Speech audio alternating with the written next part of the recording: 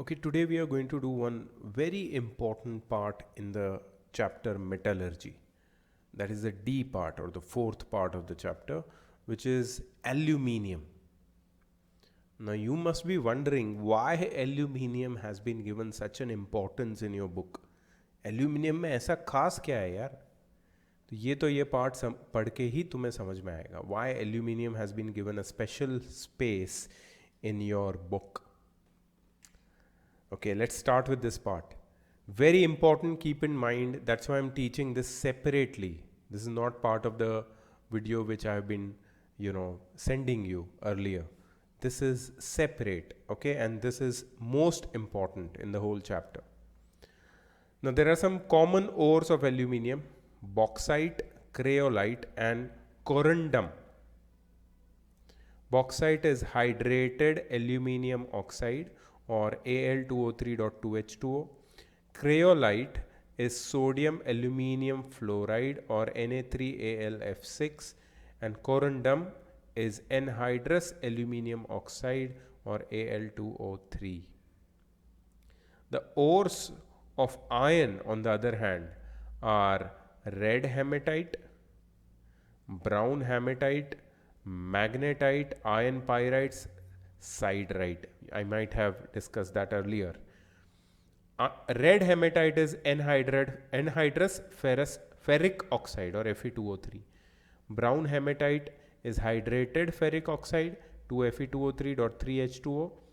Magnetite is triferric tetraoxide, Fe3O4. Iron pyrites is iron disulfide, FeS2, and siderite is ferrous carbonate, FeCO3. Ores of zinc are zinc blende, zincite, and calamine. Zinc blende is nothing but zinc sulfide, ZnS. Zinc oxide is ZnO. Zinc carbonate is ZnCO3.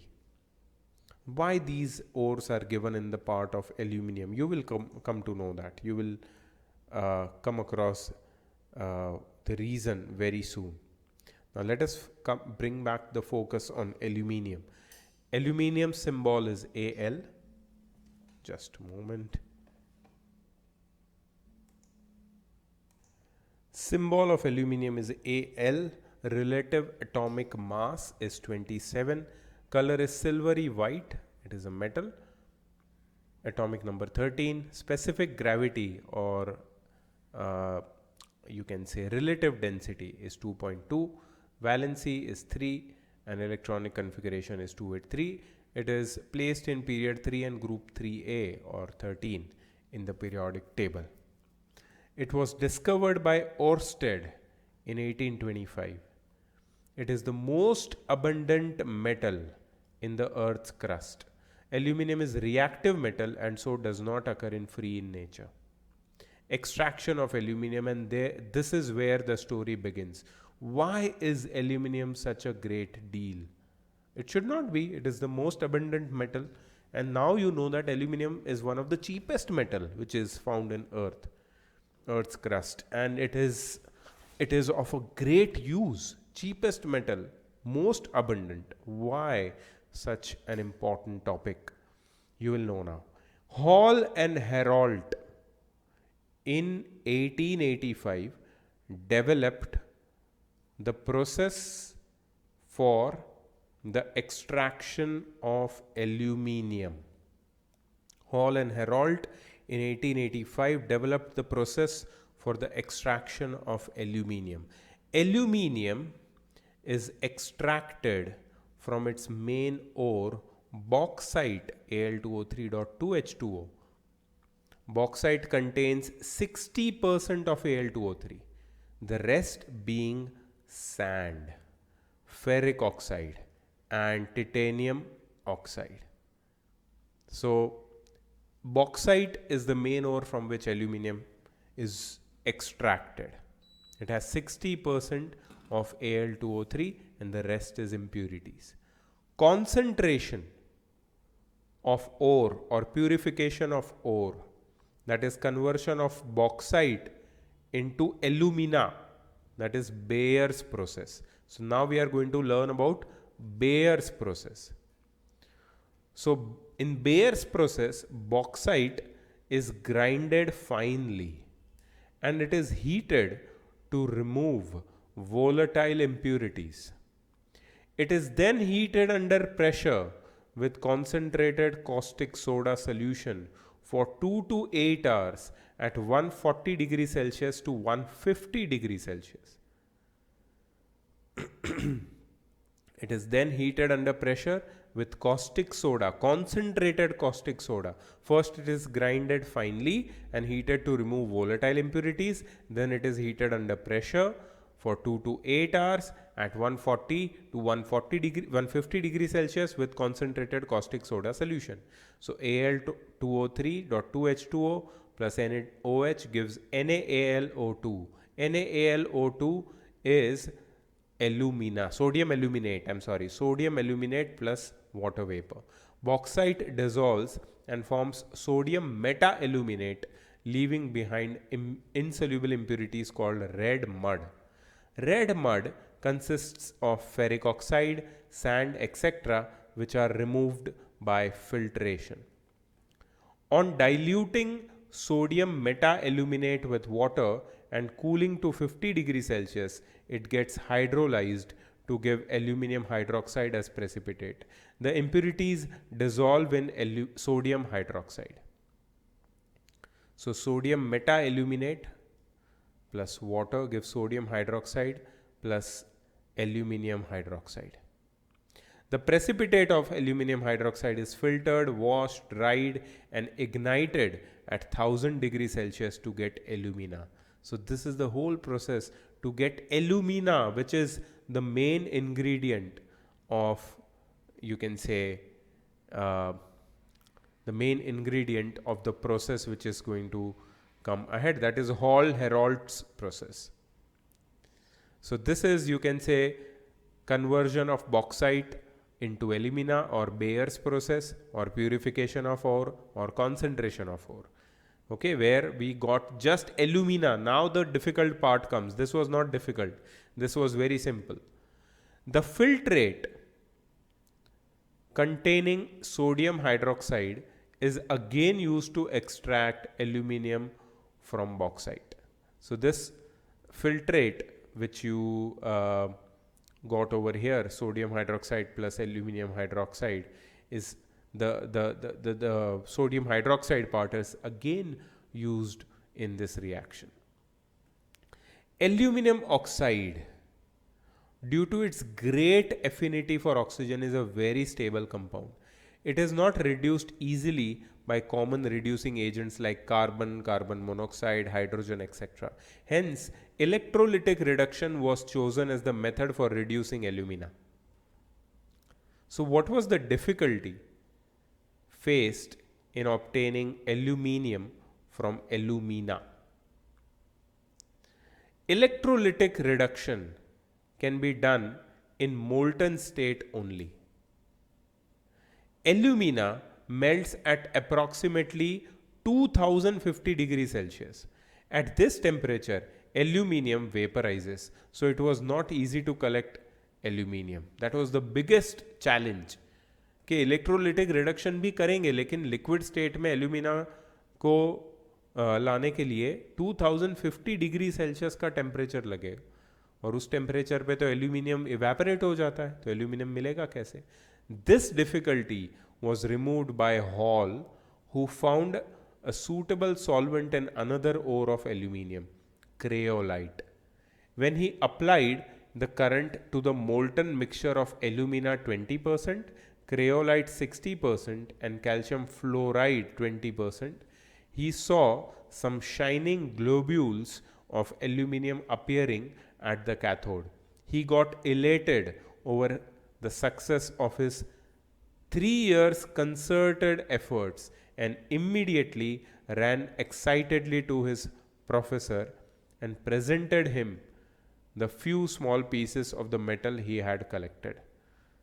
तो ये किसी student, hall नाम के किसी student ने discover किया था ये प्रोसेस, एल्यूमिनियम को एक्सट्रैक्ट करने का, प्योर एल्यूमिनियम को.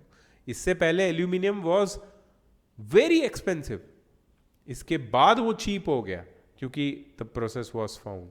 It was February 23, 1886. Hall's discovery revolutionized the aluminum industry. Aluminum, which was once a costlier and rarer metal than gold, became a cheap metal of common use in every home. So what is this Hall Herold's process? ये जो यहाँ पे जो history बताई है तुमको, ये हम लोग प्रोसेस यहाँ पे अभी समझने वाले हैं, प्लीज ध्यान से समझ लेना. पहले तो होता है electrolytic reduction of fused alumina, hall Harold's process. इसमें होता है एक इलेक्ट्रोलिटिक सेल. इलेक्ट्रोलिटिक सेल क्या, एक रेक्टेंगुलर आयन का टैंक होता है with sloping bottom. The sloping bottom of the tank facilitates the removal of molten aluminum. The tank is lined with gas carbon. ये देखो,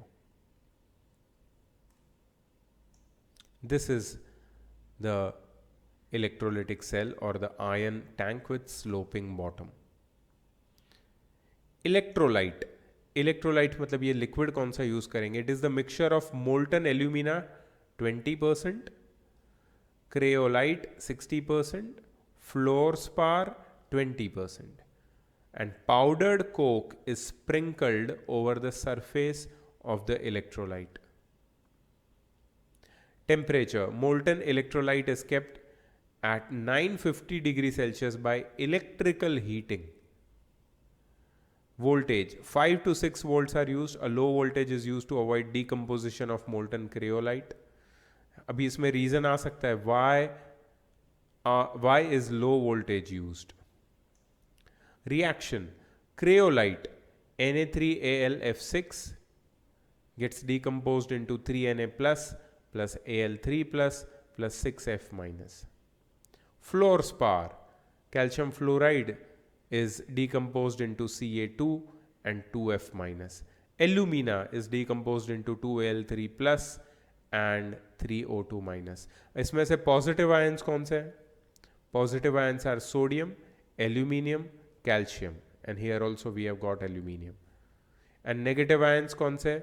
Negative ions are fluorine and oxygen. So positive ions are sodium, calcium, and aluminium. Aluminium, being lower in electrochemical series, is preferentially discharged at the cathode. तो cathode पे किसको discharge होने का मौका मिलता है? एल्यूमिनियम को. while oxygen at the anode. So cathode पे क्या होता है रिएक्शन? देखो, कैथोड पे एल्यूमिनियम इलेक्ट्रॉन गेन करके एटम बन जाता है और वहां पे डिपॉजिट हो जाता है. एनोड पे क्या रिएक्शन होता है? एनोड पे ऑक्सीजन जाके लिबरेट हो जाता है. Anode is oxidised to carbon monoxide. देखो, एनोड और कैथोड दोनों किसका बना है? एनोड और कैथोड बना है दोनों, एनोड और कैथोड. कैथोड तो तुम्हारा जो कार्बन लाइनिंग वाला टैंक है वही है. एनोड है तुम्हारे कार्बन के इलेक्ट्रोड. तो कार्बन के इलेक्ट्रोड पे ऑक्सीजन जाएगा तो वहाँ पे ऑक्सीडाइज हो जाएगा कार्बन और कार्बन मोनोक्साइड में कन्वर्ट हो जाएगा, which further forms carbon dioxide. तो कहाँ पे? एनोड पे कार्बन डाइऑक्साइड बनता है और कैथोड पे क्या डिपॉजिट हो जाता है? एल्यूमिनियम. द एनोड, यहाँ भी एक गिव रीजन आता है. The anode has got to be replaced from time to time as it gets oxidized by the oxygen evolved at the anode. When the supply of alumina decreases, the voltage suddenly jumps from 40 to 60 volts. If the bulb is attached to the apparatus, it will glow brightly. Then fresh alumina is added. Aluminum obtained is 99.8% pure. ठीक है. तो supply of alumina जब decrease हो जाता है, voltage increase हो जाता है और बल्ब ब्राइटली ग्लो होता है. फिर फ्रेश एल्यूमिना हम ऐड करते हैं और जो एल्यूमिनियम इससे हमें मिलता है that is 99.8% pure. And if you want to obtain 100% pure aluminium, further purification can be done by electrolysis. That is electrolytic refining basically. Will come to that also.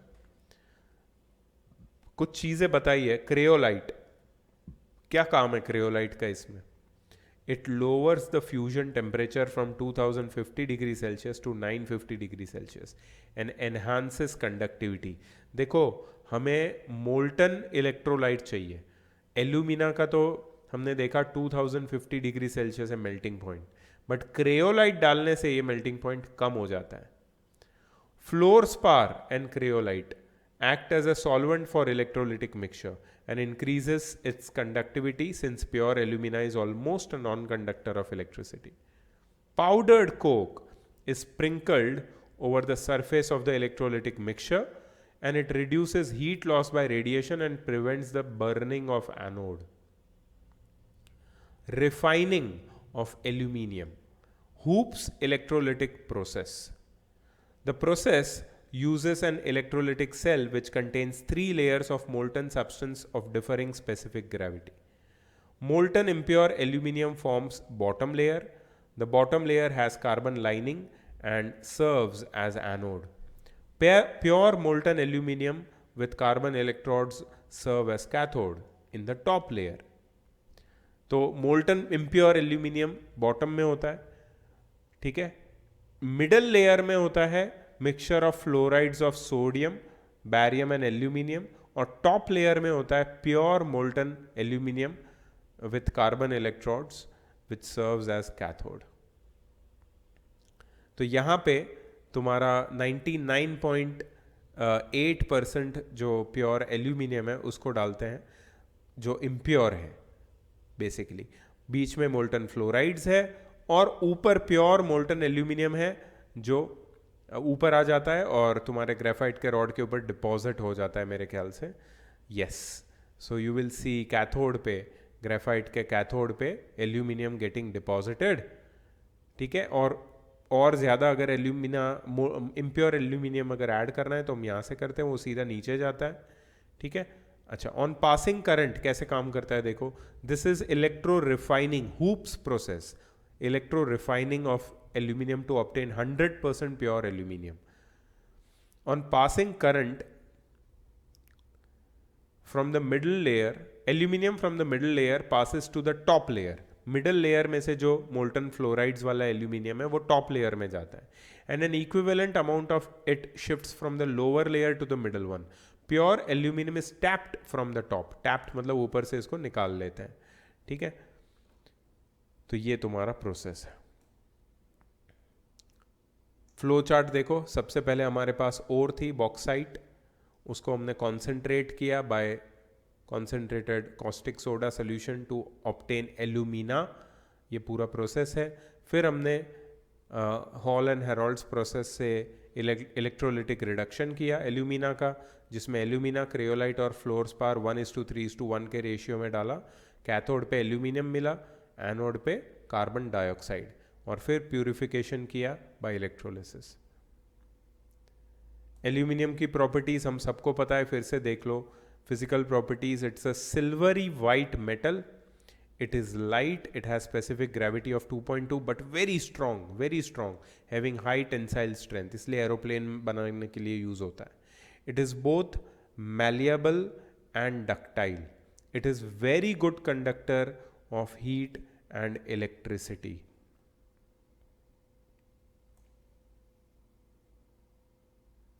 It can be polished to produce an attractive luster, and it has melting point of 660 degrees Celsius and boiling point of 2050 degrees Celsius. Chemical properties देखो इसका. reaction with air, its surface gets oxidized to form oxide at room temperature, which forms a thin but tough layer over the surface and protects the rest of the metal. Aluminium powder burns in air at about 800 degrees Celsius, forming its oxide and nitride with a bright light. So this is the reaction of aluminium with oxygen and nitrogen. Reaction with water. Water also has no action on aluminium due to the layer of oxide on it. When steam is passed over pure heated aluminium, hydrogen is produced. Amphoteric nature. What is amphoteric nature? This is coming for the second or third time in the whole syllabus. Even in class 9th you have studied this word amphoteric. Amphoteric reacts with bases as well as acids. So it has both the properties, acidic as well as bases. It reacts with boiling caustic alkali solution to produce meta-aluminate, while fused alkali it produces aluminate. So aluminium with sodium hydroxide and water gives sodium meta-aluminate plus hydrogen. Aluminium with sodium hydroxide gives sodium aluminate plus hydrogen. It reacts with acids to form salt and hydrogen. Very unique, yeah. The reaction is slow in the beginning because of that protective layer of aluminum oxide Al2O3 on the surface of aluminium. It resists the attack of acid. However, after some time, the oxide layer gets dissolved in HCl, and the clean surface of aluminium reacts with HCl at an appreciable speed. And dilute sulfuric acid reacts with metal to liberate hydrogen. So remember, aluminium reacts with metals to aluminium reacts with acids to liberate hydrogen. Concentrated sulfuric acid reacts with aluminium to produce sulfur dioxide. Very unique, very unique. Sulfur dioxide. Please remember this reaction. Dilute or concentrated nitric acid does not attack aluminium. It renders the aluminium passive due to the formation of an oxide film on its surface. Action on non-metals. Heated aluminium combines directly with non-metals like nitrogen, chlorine, sulfur, carbon. These are all the reactions. Reducing action. Aluminium is a powerful reducing agent. When mixture of aluminium powder and iron oxide is ignited, the latter is reduced to metal. Later is iron. And this process is known as aluminothermy. Fe2O3 plus 2Al gives 2Fe plus Al2O3 plus heat. So this was that small part which I did not do till now, aluminum, and after that we have uses of metals and alloys. Okay, so corrosion. See, surfaces of many metals are easily attacked when exposed to atmosphere. Why? Because in atmosphere there is water vapor basically, many gases which react with the surface of metals and form undesirable compounds on their surfaces. And greater the reactivity of a metal, higher is the position of a metal in the reactivity series, greater are the chances that it will react with the components of gases present in the air. These undesirable compounds are generally oxides, and this process is called corrosion of metals. Almost all metals except the noble metals such as gold, platinum, palladium are attacked by environment. All metals except noble metals, okay? So gold, platinum, palladium are not attacked by atmospheric components.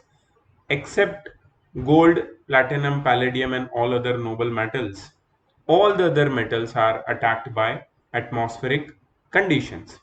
In other words, almost all metals get corroded. For example, when iron is exposed to moisture for a long time, its surface acquires a brown flaky substance called rust. So rusting is a kind of corrosion. Corrosion is not rusting, but rusting is corrosion, because rusting happens only in iron. Corrosion happens in all the metals. Iron acquires a kind of corrosion which is known as rusting. Copper reacts with moist carbon dioxide in air and slowly loses its shiny brown surface and acquires green coating of basic copper carbonate in moist air. So copper reacts with moist carbon dioxide to form copper carbonate, which is green in color. Have you seen Statue of Liberty? The monument in United States of America's city, New York. If you have seen the Statue of Liberty, let me show you the picture. Statue of Liberty.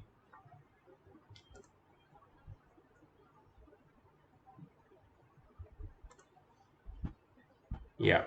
Can you see the color of Statue of Liberty? It is greenish in color.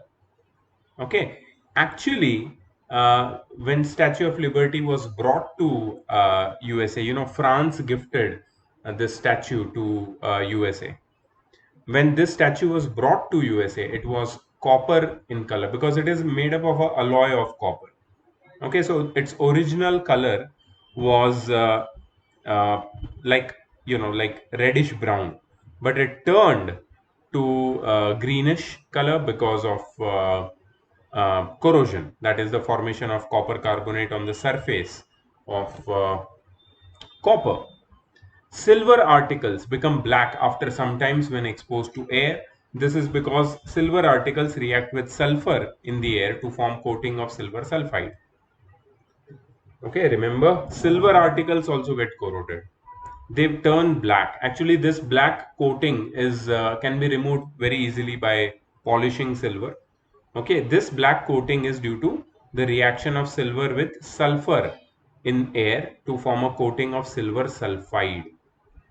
Okay, lead or stainless steel lose their luster due to corrosion. So corrosion is a process of deterioration or eating up of a metal. It's a surface phenomena. Okay, it starts from surface and then eats up the whole metal as a result of its reaction with air or water present in environment surrounding it. Okay, so this is the definition of corrosion. The corrosion causes damages to building, bridges, ships, and many other articles specially made up of iron. We know that. Unreactive metals such as gold, platinum, palladium, titanium, etc. do not corrode. That's why they are expensive. As we know, gold is yellow shining metal. It does not corrode when exposed to atmosphere, and therefore it does not tarnish and retains its luster for years, and that's why it's expensive. Therefore, gold is used for making jewelry because of its bright, shiny surface and high resistance to corrosion. Platinum is also used to make jewelry. Platinum is also used to make jewelry because of its bright, shiny surface and high resistance to corrosion. Okay, now let's study about rusting of iron. So corrosion of iron is known as rusting of iron. Rust is Fe2O3.XH2O, that's its chemical composition. Corrosion of copper is green coating of copper, that is basic copper carbonate CuCO3.CuOH twice. Corrosion of silver is black coating on silver surface, that is due to silver sulfide. Let's focus on rusting of iron. Iron corrodes readily when exposed to moisture and gets covered with a brown flaky substance called rust. This is also called rusting of iron. Chemically, the rust is a hydrated iron oxide, iron 3 oxide hydrated, Fe2O3.2H2O. Rusting is an oxidation process in which iron metal is slowly oxidized by the action of air. Rusting is an oxidation process in which iron metal is slowly oxidized by the action of air in the presence of water. Therefore, rusting of iron takes place under the following conditions: presence of air or oxygen and presence of water or moisture. So both these conditions are absolutely necessary for rusting of iron to take place. Otherwise, iron will not rust, and we'll do an activity based on this. It has been observed it has been observed that presence of impurities in the metal speeds up rusting process. Therefore, pure iron does not rust. I doubt that. Pure iron do rust, but it takes a lot of time. The presence of electrolytes in water also speeds up the process of rusting. Therefore, rusting of iron in water containing sodium chloride occurs quicker than in distilled water. So, if the water is salty, it contains dissolved salts in it, then rusting process will be quicker. Therefore, the ships which sail in seas rust faster than the ships which sail in river water. The position of metal in the electrochemical series determine the extent of corrosion. More the reactivity of metal, more will be the possibility of the metal getting corroded. Let's perform an experiment. So in this experiment, we have to show that rusting of iron requires both air and water. So as you can see, there are three test tubes. in the first test tube, iron nail is kept and it is dipped in water. Nothing else is there. Nothing else means, yeah, of course, air is there and water is there and iron is dipped in water. In the second test tube, boiled or distilled water is there. And over in that water, iron nail is completely submerged. And on the layer, on this boiled or you can say distilled water, a layer of oil is kept. Okay, and this test tube is tightly packed with, tightly covered with rubber cork. In the third test tube, there is dry air and anhydrous calcium chloride, which has the property of absorbing moisture from air. So it keeps the air dry. Okay, there is no water, there is just air, and which is also dry. So the observation in this three test tube after a few days will be that the first test tube containing the iron nail will show the rusted iron. First iron nail will be rusted. Okay, but the second and third test tube will not show rusted iron nail. Why? Because in the second test tube, water was boiled and distilled water. It did not contain any dissolved substance or gases, nor any gases could dissolve in it, because above it there was a layer of oil, and gases, they cannot get absorbed in oil, and so they cannot pass through water and get absorbed in it. So only water, in the presence of only boiled distilled water, iron nail does not get rusted. But what about in the third test tube? There is air, but there is no moisture. Whatever moisture was present, it was absorbed by anhydrous calcium chloride, which is a dehydrating substance, or deliquescent substance they call it. Okay, so it absorbs all the moisture present in the test tube, and the iron nail kept in the third test tube does not get rusted, but only in the first test tube the iron nail gets rusted. So it shows that both moisture, that is water content, as well as oxygen are necessary for iron to get rusted. Either one of them will not be able to produce rust in iron. Okay, how to prevent rusting? And there are many processes. Basically, what you have to do is you have to prevent the attacking components from air to come in contact with the surface of any metal. That is the best way of preventing rusting. But how to create a barrier for these elements to stop reaching the surface of any metal? Okay, the first method is coating the metal surface with a thin layer of paint, varnish, or grease. Many vehicles, such as cycle, motor, cars made from iron sheet, are protected from rusting by paints. Okay, varnish is also such kind of a coating which prevents any outer, you can say, attacking agents to come in contact with iron surface or metal surface. Iron is protected from rusting by coating it with a thin layer of another metal which is more reactive than iron. For example, zinc. Zinc is more reactive than iron. So zinc is commonly used for covering iron surfaces. And the process of covering iron with zinc is called galvanization. So galvanization is a process of covering iron with zinc. Galvanized iron sheets maintain their shine. Okay, iron is also coated with other metals such as tin, known as tin coating. So either zinc or tin, which are more reactive than iron, are coated on the surface of iron, and these metals which are coated on the surface of iron gets rusted, and iron do not get rusted in this process. The water supply pipelines are generally galvanized. Galvanization is covering iron with zinc coating. So water supply pipeline are generally galvanized. Okay. The iron pipes which are in contact with water, such as groundwater pipes, are protected from rusting by connecting these with more active metals like magnesium or zinc, as I told you. To decrease rusting of iron, certain anti-rust solutions are used. For example, solutions of alkaline phosphates are used as anti-rust solutions. So they just put a coating of these anti-rust solutions and the metals do not get rusted. And you can use alloying. Some metals, when alloyed with some other metals, they become more resistant to corrosion. For example, when iron is alloyed with chromium and nickel to form stainless steel, it will become resistant to corrosion and it does not rust at all. It rusts, but it depends on the quality of the iron. Mostly the utensils used in your homes, you use them, stainless steel utensils, and you see that they don't get rusted so quickly, right? It may be noted that corrosion of metals is sometimes an advantage because it prevents the metal underneath from further damage. For example, aluminium is the best example for this. Okay, uh,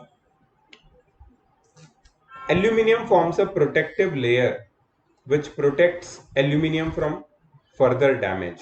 That is aluminium oxide. So when aluminum, freshly cut aluminum, which is very shiny, like just like silver, it comes in contact with atmosphere, it very quickly becomes dull. So this dullness is due to the covering of the outer layer of iron by aluminum oxide, and this aluminum oxide is highly impermeable. Impermeable means atmospheric components which can rust or which can corrode, I'm sorry, not rust, which can corrode aluminum, cannot penetrate this very strong layer. Even acids cannot penetrate them. So these layers are very protective for the rest of the aluminum. That's why aluminum becomes dull due to the coating of aluminum oxide on them, which is a natural process. So, however, corrosion of iron is a serious problem. Every year, enormous amount of money is spent to replace damaged iron and steel structures to protect them from serious damages, just like bridges or buildings. You have to keep the exposed metallic parts of iron of these structures. You have to keep them protected. Otherwise, if they get rusted, then there will be huge damages. Okay, so the next topic is alloys and amalgams. So, what is an alloy? See, alloying is a very good method for improving the properties of metal. Alloying is what? When two metals are melted and mixed in a specific proportion. Yeah, the proportion can be more or less, but yeah, it is somewhat, we have an idea that this should be the percentage of this particular metal in this particular alloy. Okay, so we can, if we can alloy the metals together, then their properties will improve to a greater extent, and we can get desired properties by this method. Wonder of ancient Indian metallurgy. The iron pillar near Qutub Minar at Delhi. I don't know how many of you seen them, but I'll show you the picture. It was made around 400 BC by iron workers of India. They had developed a process which prevented wrought iron from rusting. Okay, wrought iron is a type of iron. Wrought iron is also used for making furnitures. The beds are made up of wrought iron beds. Okay, so this wrought iron, uh, which has been, the wrought iron which has been used for making this iron pillar is was made around 400 BC. So it's approximately 2,500 years back. 2,500 years old pillar, but it has not rusted. It is 8-meter high and it weighs around 6,000 kilograms. It is not a wonder that a pillar still stands in a pristine condition more than 2,000 years after it was manufactured, right? So they had developed a process which prevented wrought iron from rusting. Amazing. Alloys and amalgams. Let's talk about alloys and amalgams now in detail. Iron is most widely used metal, but it is never used in the pure form. This is because pure iron is very soft and stretches easily when hot. But when it is mixed with small amount of carbon, about 0.05%, it becomes very hard and strong. The new form of iron is called steel. The strength and other properties of steel depends upon the percentage of carbon in it. This means that we can change the properties of a metal by mixing with some other metal or non-metal. This mixture is called alloy. So in alloy, not only two metals are mixed, but a metal and a non-metals are also mixed. So this is the definition of alloy. An alloy is a homogeneous mixture of two or more metals, or a metal and a non-metal. Similarly, when iron is mixed with other metals such as nickel and chromium, we get an alloy called stainless steel. When iron is mixed with other metals such as nickel and chromium, we get an alloy called stainless steel. This is strong, hard, and does not rust at all. Thus, if iron is mixed with some other substances, its properties are changed. In fact, the properties of any metal can be changed by mixing it with some other metals or non-metals by forming alloys. We also come across brass articles. Brass is an alloy of copper and zinc.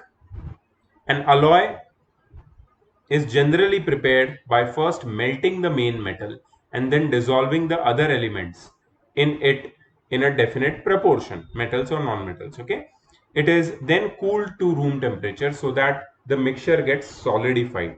The solid mixture is an alloy. Objects of alloy making.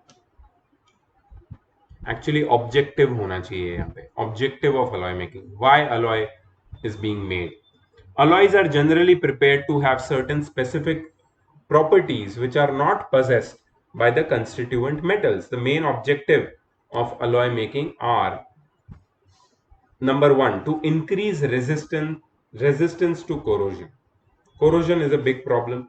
To increase resistance to corrosion, alloys are made. For example, stainless steel is prepared which has more resistance to corrosion than iron. To modify chemical reactivity. The chemical reactivity of sodium is decreased by making an alloy with mercury, which is known as sodium amalgam. Right? So sodium is highly reactive. We cannot use sodium as it is in its raw form. So sodium is alloyed with mercury. Sodium is mixed with mercury to form its alloy, which is known as sodium amalgam. Actually, any metal when mixed with mercury, we can get its amalgam. Amalgam means a mixture of any metal with mercury. To increase the hardness, for example, stainless steel. It is an alloy of iron and carbon. Actually, just steel. Stainless steel is an alloy of iron, carbon, steel, and nickel. No, sorry, chromium and nickel. So, steel is just an alloy of iron and carbon, and which is harder than iron. To increase tensile strength, magnesium. Remember the word magnesium. It is an alloy of magnesium. So, magnesium gets mag from magnesium, and aluminium, it gets this nalium from aluminium. Okay, so this magnesium has greater tensile strength as compared to aluminium and magnesium. Tensile strength means it can bear a heavy load on it. To produce good casting, okay, metals are generally used for making casts. In casts, basically, you can make objects of different shapes by pouring its you can say hot molten objects into this cast. You can make objects of different shapes of desired material. So type metal is an alloy. Type metal is an alloy of lead, tin, and mercury, which can be used to produce good casting. To lower the melting point, for example, solder. Remember this metal, solder, not soldier. Okay, solder is an alloy of lead and tin. 50% lead, 50% tin. It has low melting point and it is used for welding electrical wires together. In electrical circuits, they use soldering for joining some components of the electric circuits. So solder is that alloy. Amalgam are special class of alloys. These are special class of alloys in which one of the constituent metal is mercury always. So amalgams are homogeneous mixtures of a metal and mercury, any metal with mercury. For example, sodium amalgam, it is sodium plus mercury. These are formed by treating metals such as sodium, zinc, tin, gold, etc. with mercury. Different amalgams are prepared depending upon their uses. For example, sodium amalgam is used to decrease the chemical reactivity of sodium metal. It is also used as a good reducing agent. Tin amalgam. Tin amalgam is used for silvering cheap mirrors. The process of amalgamation is used for extraction of metals like gold or silver from their native ores. So amalgamation is a process which is also used for extraction of gold or silver metals. Now you must be wondering that gold and silver are found in their original state, you can say native form. Yeah, but still it has to be purified to get 100% of gold. So amalgamation is one of the process which is used for that purpose. Some important alloys. Steel, number one. It is an alloy of iron and carbon containing 0.1 to 1.5% carbon. So the constituent of steel are iron and carbon. The constituent of stainless steel are iron, nickel, chromium and carbon. Remember that. It is different from steel. Steel is not very shiny. Stainless steel is very shiny. Pure iron is not very hard and strong. It is brittle, and to increase its strength, to use it for structural purposes, we add iron to it. Hence, most of the molten pig iron obtained from blast furnace, that is a pure iron. Pig iron is a pure iron. It is converted into steel. So steel is a very hard and tough and strong substance. It is used for making rails, screw girders, bridges, railway lines, etc. Steel can also be used for the construction of buildings, vehicles, ships, etc. So these are the types of ions, commercial varieties of ions. They differ in their carbon contents. So we have cast iron or pig iron, which has 2 to 4.5% of carbon. We have wrought iron up to 0.5% carbon. We have steel, which has 0.1 to 1.5% of carbon. Steel comes in between cast iron and wrought iron and shows intermediate properties. Wrought iron is the purest form of iron, while cast iron is the least pure form of iron. Remember, steel is manufactured from cast iron by reducing its carbon content from about 5% to between 0.1 to 1.5% depending upon the quality of steel to be prepared. पूरा information है, मैं तुम्हारे लिए read कर रहा हूँ, but after all you have to remember all these points. Okay, so here we have some important alloys of steel. First is stainless steel. It has got 73% iron, 18% chromium, and 8% nickel. It does not contain carbon. Okay, its properties are it does not rust. It is used for making utensils, cycle, automobile parts, cutlery, razor blades, etc. Then there is nickel steel. 96 to 98% of iron, nickel is 2 to 4%. It is hard, elastic, and rust proof. It is used for making cables, automobiles, and aeroplane parts, armor plates, etc., gears, etc. Invar, 64% iron, 36% nickel. It has low expansion on heating. It is used for meter scales, measuring instrument, clock pendulums, etc. Chrome steel. It has got 98% iron, chromium 1.5 to 2%. It has got very high tensile strength and is used for making cutting tools such as files and cutlery. Tungsten steel, 94% iron, and tungsten is 5%, and carbon is 1% approximately. Very hard and resistant to corrosion. It is used for high speed cutting tools, springs, etc. Alnico, aluminium, nickel, and cobalt, and with iron. Iron, aluminium, nickel, cobalt. It is strongly magnetic.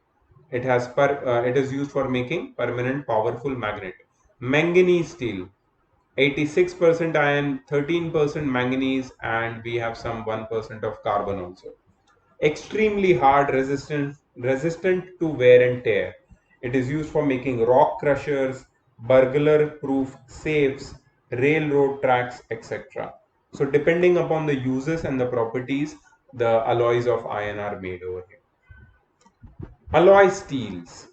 Ordinary steel is affected by the action of air, acids, alkalis, and other chemicals. However, when varying amount of other elements are added to steel, its properties are modified. These are called alloy steels. The steel obtained by the addition of some other elements such as chromium, vanadium, titanium, molybdenum, manganese, cobalt, nickel, carbon steel, or nickel to carbon steel are called alloy steels. The alloying elements modify the properties of steel. For example, stainless steel is an alloy of iron with chromium and nickel in it. It is hard and strong and does not rust on exposure to humid air. Since stainless steel resists rusting, it is used for making cooking utensils. क्योंकि cooking में तो यार पानी तो use करना ही पड़ेगा, तो एकदम प्रॉपर आयरन के सब्सटेंस तुम यूज नहीं कर सकते. Knives, scissors, tools, surgical instruments, equipments for food processing industries, dairy industries. Some common alloy steels and their important features are given in the table 6. Table 6, I think यही है. Alloys of aluminium. Okay, aluminium बहुत light metal होता है, but not very strong. ठीक है, therefore it is alloyed with some strong metals to make it strong. एक है ड्यूराल्यूमिन. ड्यूराल्यूमिन में 0.5% मैग्नीशियम, 95% एल्यूमिनियम, 4% कॉपर, 0.5% मैंगनीज होता है. Aluminium, copper, magnesium, manganese. ठीक है, it is very strong, much more stronger than pure aluminium. Since duralumin is light yet strong, it is used for making bodies of aircrafts, helicopters, jets, kitchenware like pressure cooker. Duralumin is resistant to seawater corrosion and therefore it is used for making bodies of ships, and it is also known as duralium. Magnesium, it has got 95% aluminium and 5% magnesium, light and hard, more hard than pure aluminium, so it is used for making light instruments like balance beams, pressure cooker, etc. Alnico, aluminium, iron, nickel, cobalt. It is highly magnetic in nature, can be used for making powerful magnets. Then there are alloys of copper. Two very famous alloys of copper are brass and bronze. Right? Brass, it has got to 80% copper, 20% zinc, more malleable than copper. Brass, more stronger than copper. It is used for making cooking utensils, condenser sheets, pipes, hardware, nuts, bolts, screws, wires, tubes, scientific instruments, springs, ornaments, etc. Bronze, it is an alloy of copper and tin, 90% copper, 10% tin. Bronze is very tough and highly resistant to corrosion. It is used for making utensils, statues, cooling pipes, coins, bronze coins, hardware, the bronze medal that is also made up of bronze. Some other alloys of copper: gunmetal, copper and tin. Copper and tin was also bronze. I think gunmetal has got something else also, so this information is not accurate. Please let me know in the group what gunmetal is made up of, which metals, okay, with the percentage. Then it is used for making gun barrels, castings, bearings, etc. Castings and bearings are used in machines, parts of machine parts. Bell metal, again 80% copper and 20% tin, okay, used for making bells, gangs, etc. Gangs, again, it's a machine part. A constant tan, 60% copper, 40% nickel, used for making electrical apparatus. German silver, copper, zinc, nickel, 60, 20, 20%, used for making silverware, utensils, and for electroplating. It may be noted that German silver does not contain silver, okay? Don't be confused. Alloying of gold. Now, this is very interesting. See, pure gold is very soft and cannot be used as such for jewelry. Therefore, it is generally alloyed with other metals, commonly copper or silver, to make it harder and modify its color. The purity of gold is expressed as carats. You must have heard about 22 carats, 24 carats. What is that? Pure gold is 24 carat. 24 carat means out of 24 parts, 24 ratios of gold, this gold contains 24, exact 24, 100% gold. 18 carats gold means it contains 18 parts of gold, 18 ratio of gold, and other 6 ratio of other substance. So the percentage of gold in 18 karat gold is 18 divided by 24. 18 is parts of gold, ratio of gold, upon total parts in the ratio, that is 24 multiplied by 100. So that is 75%. Purity of 18 karat gold is 75%. What is the purity of 22 karat gold? Calculate that. 22 upon 24 into 100. You will find the answer. Okay. So I think the chapter is over with these questions, and